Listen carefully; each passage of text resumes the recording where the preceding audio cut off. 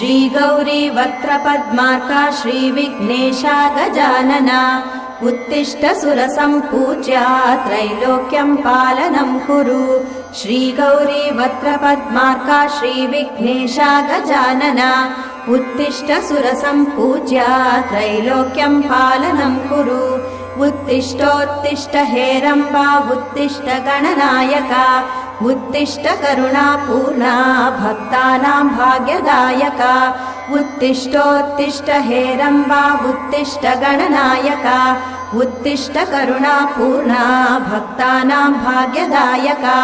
श्रीयाकुवाहन शिवात्मज दिव्यगात्रा श्रीभिन्नदन्तधनुजान्तक सूक्ष्मनेत्रा सर्वार्ति दुःखशमना फणिराजसूत्रा